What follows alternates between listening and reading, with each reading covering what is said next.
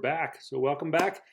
Today in this video, we're going to be looking at Module 8, looking at sleep and dreams as we're looking at our different states of consciousness. This is going to be part of that series.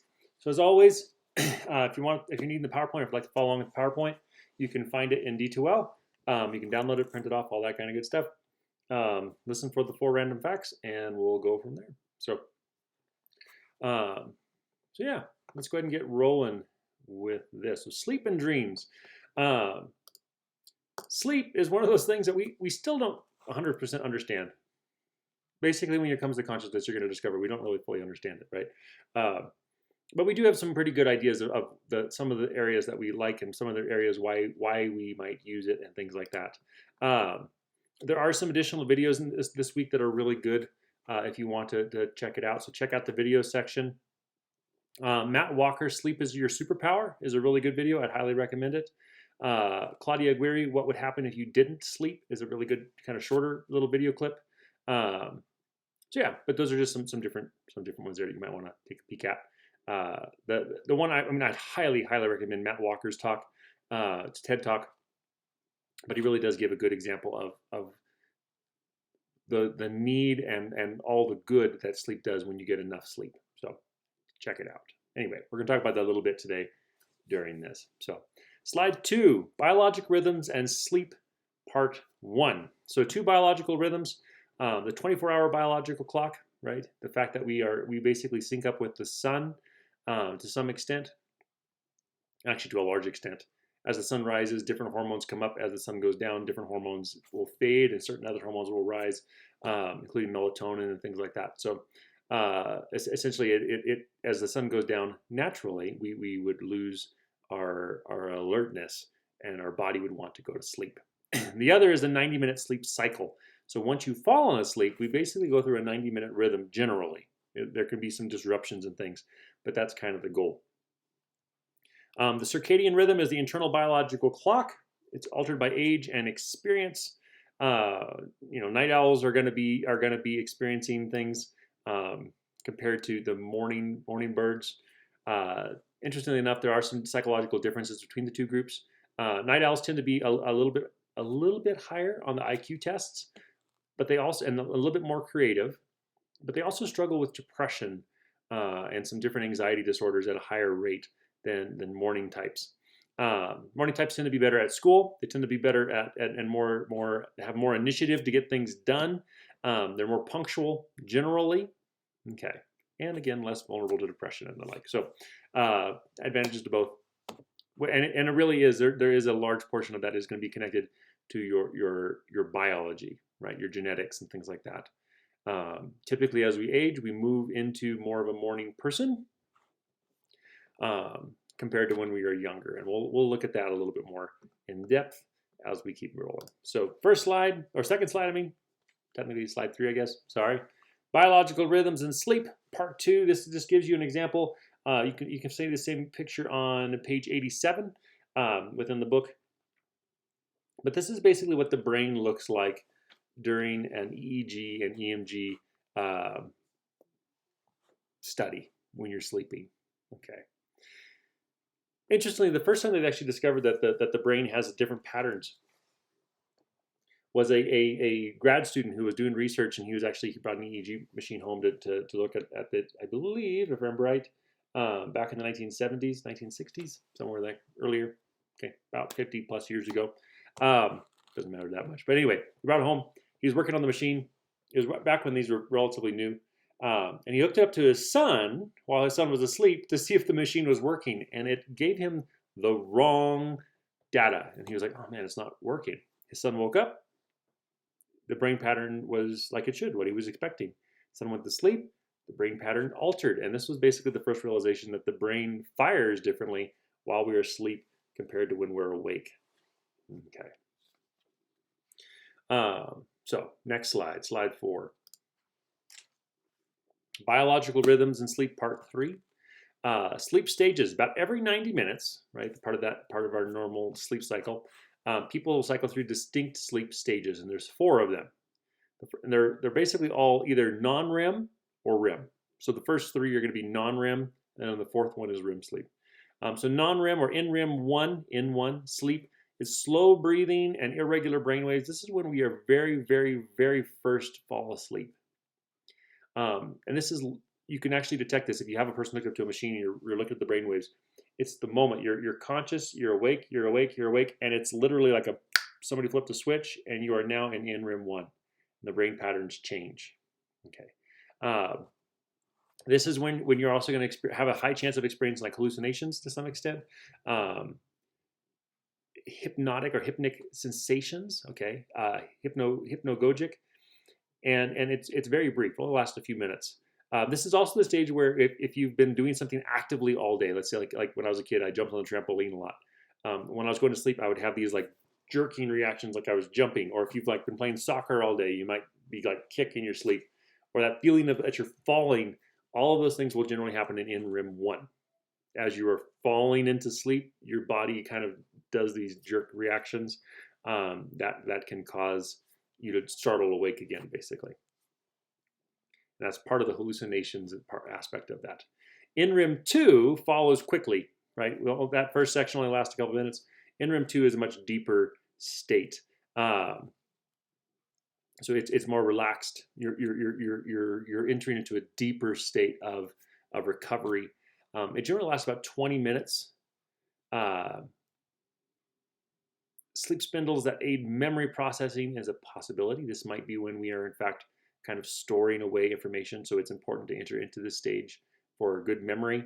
NREM3 then follows. This is where you have a deep sleep. Okay, lasts about 30 minutes. And this is where you have these long, slow delta waves, where the brain is really doing all kinds of good stuff overall. So but you can see these in the image here, which you can also see in the book on page 88. Okay, so N1 is kind of jagged. N2 a little bit deeper. N3 is where you get truly, truly deep. Then the fourth one is on the next slide.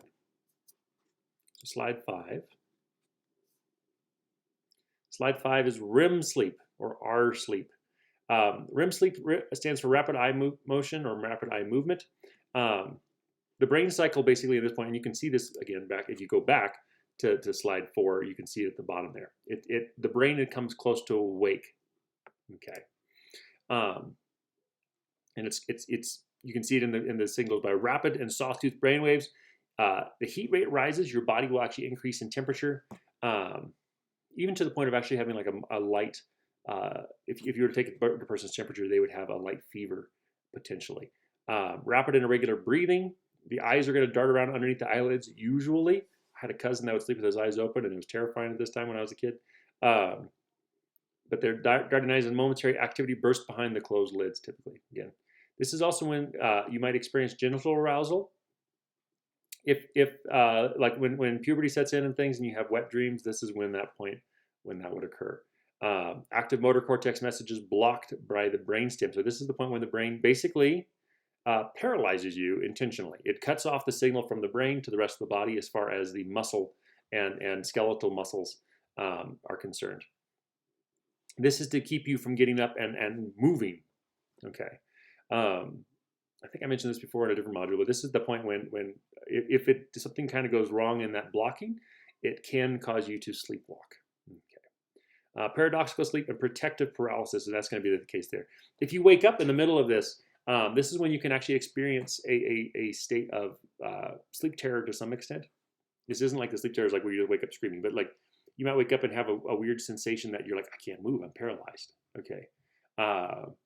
This is also the state when oftentimes if you wake up in it, you might have experiences that are reminiscent of being abducted by aliens and things like that, where you're like, I woke up and I was paralyzed, and your mind is still sleeping, and so it's actually still basically creating images that aren't really there. But it interprets what you're going through in those moments. So you can be, abducted by aliens. In old days, it was when like a lot of people would say like they woke up and they felt like they were like a demon was sitting on them and holding them down. Things like that could be explained by REM sleep also. So, not saying that that aliens and stuff don't necessarily exist, but I'm just saying the more logical, easier answer is that if you wake up in the middle of REM sleep and you're not fully awake, it can feel like those things. Okay. All right. Another quick thing, fact in this area, with dreaming side of things, they've done research and they found that people who think that they don't dream, they found that they actually do.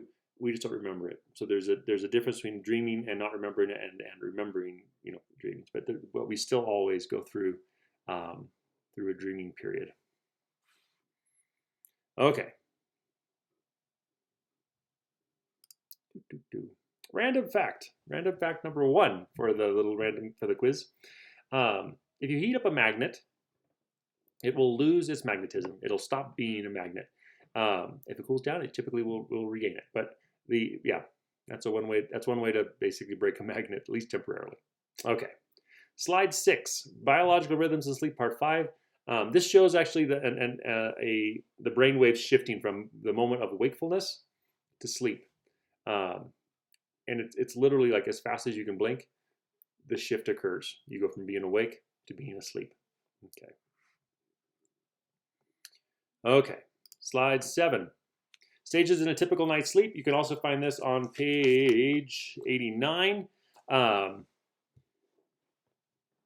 this is going to look different for different ages, right? And this is 2 of the different age groups that we're going to be looking at. Kids are going to have even different patterns. Like infants have very different patterns. In infancy, we spend a lot of time actually in REM sleep, where the brain is basically processing and getting itself done. But a young adult, by the time we're in our late teens, early 20s, we kind of hit our peak point of good night's sleep. Okay, only time it's better is when you're a little kid, basically. But if you're able to do what your body wants you to do, you go from awake to asleep, and you enter into N1, right? Slide through N1 fairly fast into N2, stay in N2 for about 20 minutes, slide into N3, and then you are there for a good chunk of time. Then you come back up to REM, which you bypass initially, but you come back up to REM, move through that, and then start the cycle again from REM to N2 to N3, back up to N2, back up to REM. You might wake up a little bit, come down to N1 because you were awake, so now you're asleep again. N2, N3, and if you notice, each time that you go through this cycle, the time that you spend in N3, it's less and less and less. Okay. Time you spend in N2 increases during this period. This is important because the quality of sleep you get early on actually can make a big impact on your overall restfulness. Those first 4 hours where you're entering into that N3 level, we need that to really truly rest and recover from our days. And then we have, again, and it kind of gets shallower and shallower until you finally wake up. The older adults, the step below that, over an 8-hour period, the older adults spend a lot more time awake and a lot less time in the N3 level restful sleep. And that's not to say that they're not going to get enough rest. It's going to be a different quality of rest. And this is also part of the reason why, grandma or grandpa might be falling asleep while they're sitting in their chair or things like that. If they're allowed to just kind of sleep how they want and are able to, a lot of older adults will sleep only a few hours during the night and then kind of nap throughout the day. What's interesting with that is they end up equaling out about 8 hours of sleep. If a person's able to just do what their body wants them to do, most people will get around 8 hours of sleep, give or take.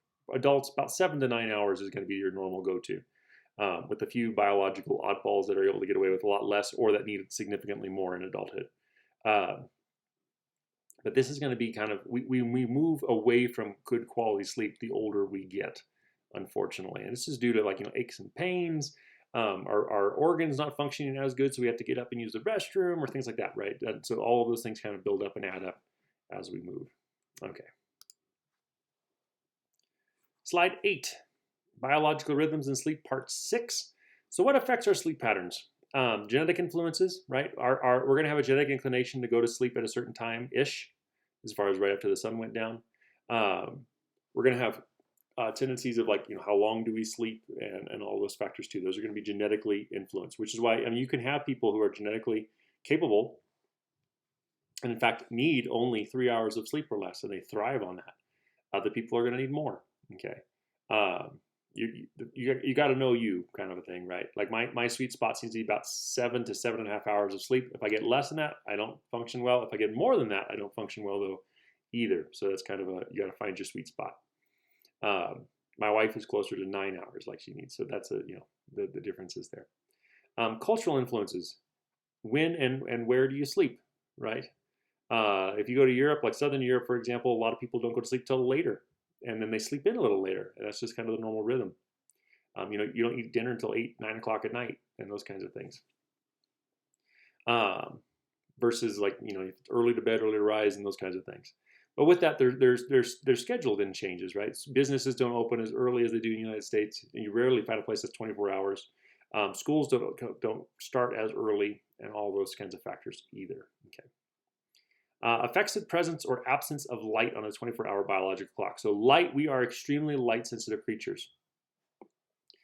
And we are designed, like our whole system is made to basically sync up with the sun, right? So we have little, there's actually light-sensitive proteins in our eyes that are going to be picking up how much light is available. As that light decreases, we start to get tired, okay? So suprachiasmatic nucleus, or SCN, that decreases melatonin production as the night progresses. So basically, initially, melatonin is going to be one of the key hormones that our body should produce enough of as the lights go out for us to go to sleep. It makes you feel sleepy and tired.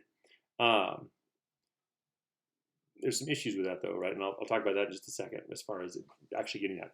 As the night progresses, melatonin slowly fades, so that as the sun comes up, basically it has dissipated. Other hormones will engage and wake you up.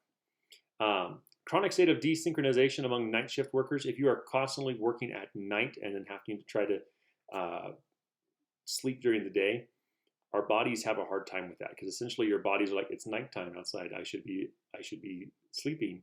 And then when it's daytime, your body's like, it's daytime, so it doesn't produce the melatonin the way it should, oftentimes. Irregular sleep schedules are by far the worst as far as on your overall health and psychological state. We have a really hard time if we can't get a common rhythm to our sleep patterns. It can be quite a struggle in these. So like if you're, for example, here in Pueblo, the Still Mill, they used to, they might still, but they would have like, you worked 2 weeks, or 2 weeks you'd have a day shift, 2 weeks you'd have night shift, and the 2 weeks you'd work graveyard, and they would rotate you through this. That was horrible for people. I'm not sure if they might still be doing that. The idea was like, well, this is fair, because then some people, at least part of the time, you get a normal shift. But for most people, you're constantly fighting, basically making your body try to get to sleep. And right about the same time that you're starting to kind of get used to it, it changes, and you have to totally swap things up. And that is very, very challenging on people. So, but yeah, some of the issues with this, our body, again, we're light sensitive, right? We live in a world, though, traditionally, up until about 100 years ago, right? Thomas Edison, with his discovery of the electric light bulb, or his invention of the electric light bulb, or at least his ability to like industrialize the electric light bulb, make it available, changed things.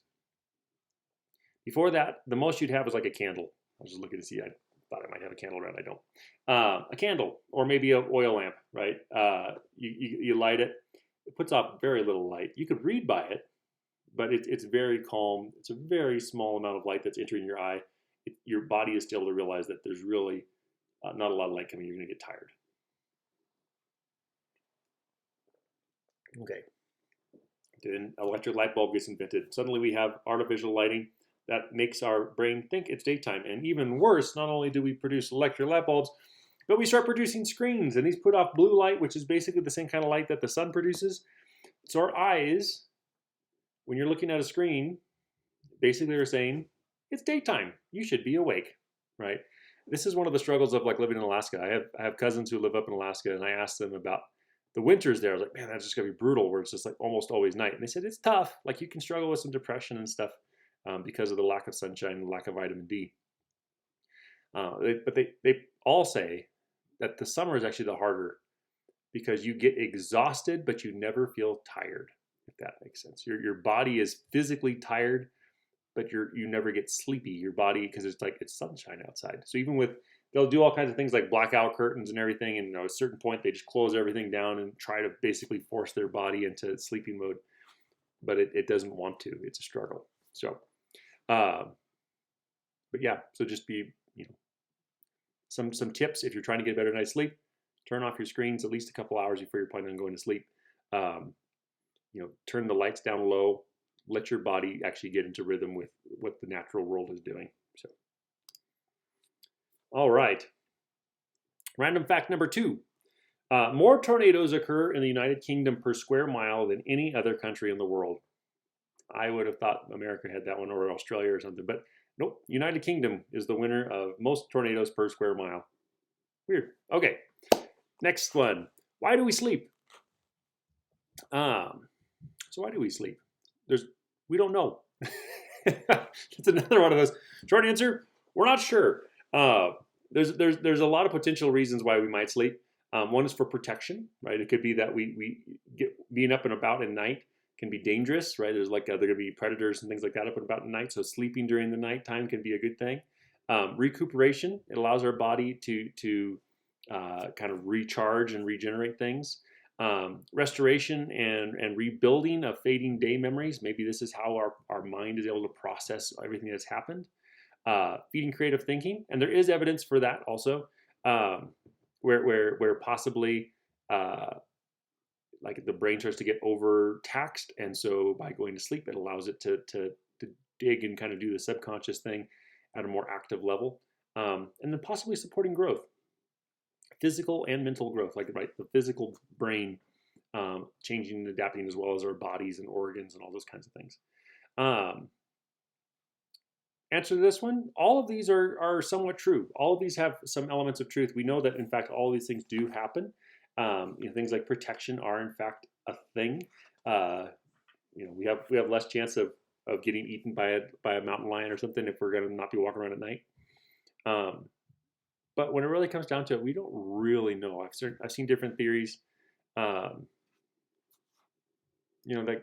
say things like, maybe it's to save calories, but that doesn't make sense because the amount of calories you expend, what you end up saving overall is about the equivalent of like a piece of bread or a hot dog bun. It's not a huge calorie savings, so there's that argument's not so good. But these are, as far as we can tell, some of the main reasons why sleep occurs. Slide 10: sleep deprivation and sleep disorders. So sleep loss is actually a big issue. Sleep debt is going to be a really big issue. So sleep debt takes at least 2 weeks for recovery. If you have one night where you get, like, let's say, an hour of sleep, it'll take you 2 weeks approximately of normal night's sleep to recover from that one awful night.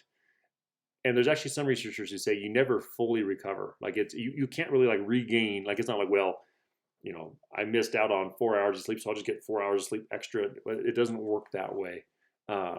There's certain things that need to occur at a certain amount of time.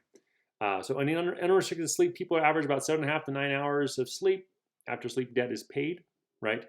So you might have a crash where you're sleeping, really long because you've had a couple nights of really bad sleep. You might sleep extra long to make up for it. Once everything is relatively balanced out, the average person sleeps about 7.5 to 9 hours, 7 to 9. High school, about 28%, and college, 69% of students report feeling tired or being sleep deprived. And in fact, those numbers are probably higher as far as people who are actually sleep deprived. And you can just look at that by like the actual amount of sleep that individuals are getting. Effects of sleep deprivation are going to be conflict in friendships, right? We don't handle emotions as well if we're tired, and we don't interpret them well either. We have a tendency of causing more problems with that. Depression predictor: if you struggle with sleep, you are significantly more likely to experience depression and anxiety. Both those things go up because one of the things that we also do while we sleep is our stress hormones are actually kind of they dissipate. They are removed. They're washed from our system. If you don't get enough sleep, those stress hormones basically just continue to build. They never get fully washed out, and so you get a buildup until pretty soon it causes disorders. Diminished productivity and increased risk for accidents. Right, your brain just isn't as sharp if you're tired. One of the most extreme examples of this, I had a friend He's kind of a family friend, but he fought in Vietnam War. He was a Green Beret during Vietnam, and at one point, his troop had been out for over 48 hours. They were in the middle of a gunfight. He was shooting a 50 caliber machine gun from a tree, and he fell asleep. Okay, diminished productivity and risk of accidents.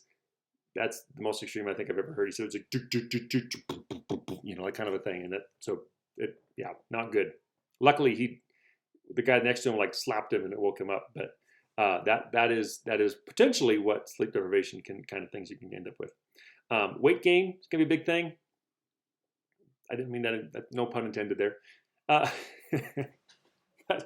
Weight gain will increase. Basically, the hormones that tell your brain that you are full are decreased. The hormones that say that you should be eating are increased, and so because of that, you end up typically gaining more weight. And then also physical health. There are all kinds of different health issues that are connected to this, which we're going to look at in the next slide here. So slide 11. You can also find this image on page 94 as far as some of the areas that are affected by this. But the brain is severely hindered, decreases ability to focus attention, process, store memories, increased risk of depression, decreased metabolic rate, increased cortisol, enhanced, which is a stress hormone, enhanced limbic brain responses to the mere sight of food. Your brain is like, eat it when you see food, essentially. Decreased cortical responses and reducing ability to resist temptation. Your willpower goes down into the toilet, basically. Another thing that becomes damaged is basically your immune system, decreased production of immune cells, increased risk of viral infections such as colds. So you'll find a lot of times if you've gone through a period where you're not sleeping well, you get sick more easily. Fat cells are going to be increased because your body is like, you're not getting enough sleep, must be something stressful, let's store up just in case. So it starts putting on fat, which puts you at higher risk for obesity. Inflammation will increase in the body. Specifically in the joints, you're going to have a significant increase in inflammation, but you're also going to have inflammation building up in the whole body system, which puts you at risk for things like arthritis in the joints, but it also puts you at higher risk for diabetes, cancer, heart attack, and everything else. So heart increased risk of high blood pressure, which then increases also the chances of heart attack. Stomach increases in the hunger arousing hormone ghrelin, decreases in the hunger suppressing hormone leptin. So basically you feel hungry even if you're not. And muscles reduce strength, slower reaction time, and motor learning. Other than that, it's great to get sleep deprived. And honestly, there's actually more that can negatively affect you beyond that. But those are some of the main ones that can occur. All right, random fact number 3. Here we go. Number 3. The word kimono in Japanese literally translates to a thing to wear. It's two words actually combined together, and it literally means to wear a thing or a thing to wear. So there you go. Japanese word kimono. Here you are thinking it's just a specific kind of dress. It generally is that robe kind of thing, but it just means a thing to wear. So. All right. Next slide, slide 12, sleep deprivation and sleep disorders. So you can find a list of these actually on page 95. But there's also a couple of videos that I'd like you all to watch in this one. All right. So one of the videos that I would like you to watch is what narcolepsy really looks like. Spoiler alert, it sucks. So if you look in the video section under the sleep, you'll find that video. But it's actually a girl who she struggles with narcolepsy. And in the middle of the video, basically, she was recording herself doing a traditional dance. And while she was recording that video, she suffered a bout of narcolepsy. And so you can actually see what it looks like in reality. But anyway, these are some of the different ones. So again, on page 95, you will find the table. But we have insomnia, which essentially is just difficulty sleeping. 1 in 10 adults will struggle from insomnia. 1 in 4 older adults will struggle with it. And it's just you either can't fall asleep or you have a difficulty time staying asleep. There's all kinds of different potential reasons of why this occurs. Everything from stress levels to like just biological problems or things like that. But yeah, so individuals that suffer from that, it can be minor, it can be severe. Just depends. Narcolepsy, like I said, I want you to watch the video. It's basically just where your body suddenly just goes to sleep. Like you're going fine, and then it just wants you to sleep, and so you do. Not real regular. About 1 in 2,000 people are going to suffer from that. Sleep apnea is where you just stop breathing while you're sleeping. About 1 in 20 adults suffer from it. It's oftentimes connected to being overweight, because essentially your tongue gets too heavy and it can kind of fall back. And when you relax, it falls back and closes your throat, and so you stop breathing and you wake up, kind of a thing. Sleepwalking, sleep talking. About 1 in 15 to 1 in 100 of the population sleepwalk. About half of young children for sleep talk. So yeah, those are there. It is what it sounds like. Night terrors, about 1 in 100 adults and about 1 in 30 children might experience night terrors. And this is where the person looks like they're awake. They look terrified. They might be screaming even, talking nonsense and just kind of like babbling and things like that. It can be terrifying for people around them. They can include even like moving around, walking around. It happens during the N3, that deepest state of sleep, when it does happen. And what's interesting is that typically the person who goes through it has zero memory of it happening. I had a friend that had these, and I did not know that until I went to spend the night at his house, and that was terrifying. But anyway, when I was a kid. But yeah, it's not a nightmare. The person doesn't have any memory of it. It's just we don't exactly know why. Heart rate and everything increases. For all intents and purposes, if you're looking at the biology, you would assume that they were being literally terrified. Thus the word night terrors. But we don't really know. Okay. Slide 13. Dreams, part 1. What we dream. 8 of 10 dreams contain at least one negative event or emotion. Bummer, right? So failing in some way, being attacked, pursued, or rejected, experiencing misfortune, sexual content. About 1 in 10 dreams for men, about 1 in 30 dreams for women experience sexual content. Some things that can cause dreams to be more common or less are going to be like trauma. If you're a musician, or if you're a singer and are around music a lot, you can experience music in your dreams. You're more likely to. Nonverbal sense use for people who are blind. So you might experience different sensory input and things in your dreams than if you're blind. And then media experiences, what you've been feeding yourself through the media, what you've been watching and things like that, oftentimes will influence the dreams that you have. Okay. Slide 14, sleep across the lifespan. Before we do that though, here's the last random fact. It snows metal on Venus. Remember the planet Venus, it's so hot.